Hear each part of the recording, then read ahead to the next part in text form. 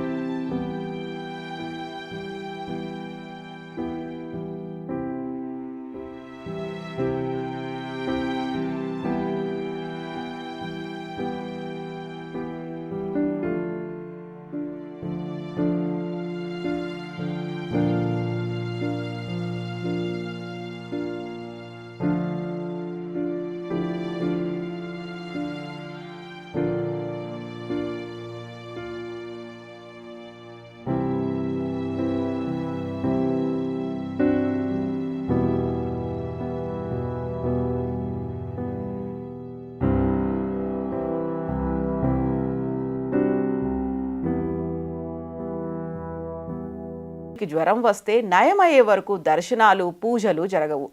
జ్యేష్ఠ పౌర్ణమి నాడు జగన్నాథుడి పుట్టినరోజు అని భక్తుల నమ్మకం. జగన్నాథుడి పుట్టినరోజును పూరిలో స్నానయాత్ర లేదా స్నాన పౌర్ణమి అని కూడా అంటారు. ఆలయ ప్రాంగణంలో సోనా కువాగా పిలిచే బంగారు బావి ఉంటుంది. శీతలాదేవి ఆ బావిని కాపాడుతుంది. ఆ బావిని ఏడాదికి ఒక్కసారి తెరుస్తారు. ఆ రోజు గర్భాలయం నుంచి మూలమూర్తులను తెచ్చి స్నానవేది అనే చోట భక్తులందరికీ కనిపించేలా విగ్రహాలను ఉంచి ఈ బావి నీటితో 108 బిందెలతో అభిషేకం చేస్తారు. అభిషేకం తర్వాత ఏనుగు తొండం తరహాలో గజవేషంలో దేవుణ్ణి అలంకరిస్తారు. అయితే ఇలా 108 కుండల నీళ్లలో తడిసిపోవడంతో భగవంతుడికి జ్వరం వచ్చిందని దేవాలయ పూజారులు ప్రకటిస్తారు. అన్ని నీళ్లలో తడిస్తే మనకు కూడా జలుబు చేస్తుంది కదా. అలాగే స్వామివారికి కూడా అనారోగ్యం కలిగినట్టుగా చెప్తారు. అలంకరణ తీసేసి అచ్చం జ్వరబాధితులాగే ఉంచుతారు. గర్భాలయంలో మూల విగ్రహాలను పెట్టే వేదిక ఎడమ పక్కన ఒక ఖాళీ స్థలంలో మూర్తులను పడుకోబెడతారు. స్వామివారికి కలిగిన అనారోగ్య కాలం 15 రోజులను అనాసారగా పిలుస్తారు. ఈ సమయంలో భక్తుల కోసం గర్భగుడిలో జగన్నాథుడి పాత చిత్రాలను ప్రదర్శిస్తారు. సాధారణంగా పూరి అంటేనే ప్రసాదాలకు ఫేమస్. అక్కడ దేవుడికి అనేక రకాల నైవేద్యాలు పెడతారు. చెప్పను భోగ్గా పిలిచే 56 రకాల నైవేద్యాలు ఏడాది పొడవునా పెడతారు. కానీ స్వామివారి అనారోగ్యం కారణంగా ఆ 15 రోజులు ఆ నైవేద్యాలు కూడా పెట్టరు. నైవేద్యం బదులు ఆయుర్వేద మందులే ఇస్తారు. 15 రోజుల తర్వాత దేవుడికి నయమై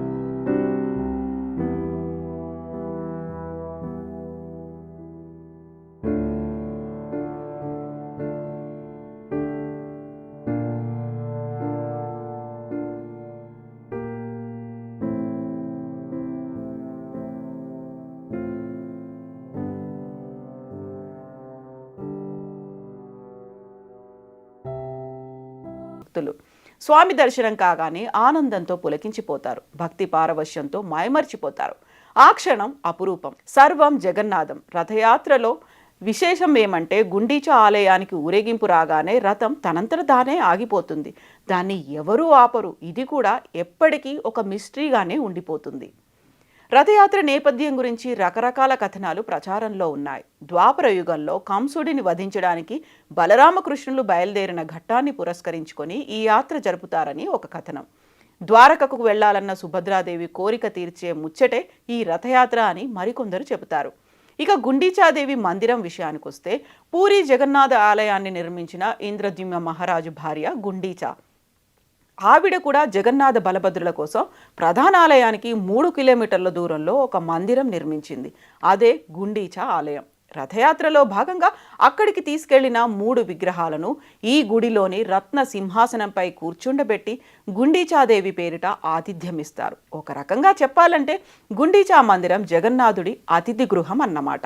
సైన్స్కు కూడా అంతు చిక్కని రహస్యాలతో పూరి జగన్నాథ ఆలయం ముడిపడి ఉన్నట్లు చెబుతారు. ఆ రహస్యాల్లో ముఖ్యమైనది ఆలయంపై కనిపించే జెండా. ఈ ఆలయ గోపురంపై ఉండే జెండాకు ఎంతో ప్రత్యేకత ఉంది. మామూలుగా ఏ గుడికి కట్టిన జెండా అయినా సరే గాలి దిశను బట్టి ఊగుతుంది. కానీ ఇక్కడి జెండా మాత్రం గాలి ఎటువైపు వీచినా వ్యతిరేక దిశలో ఊగుతుంది.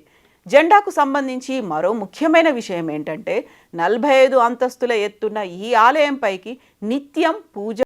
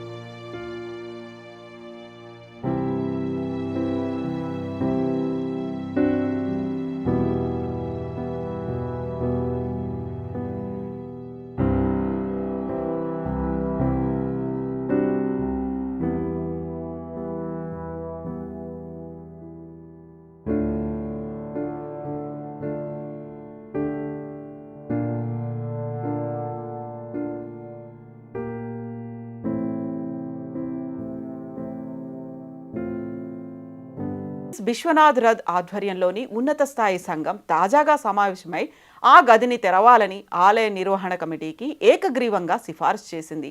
46 ఏళ్ల క్రితం చివరిసారిగా 1978లో రత్న భండార్ను తెరిచి నగల విలువను లెక్కించారు.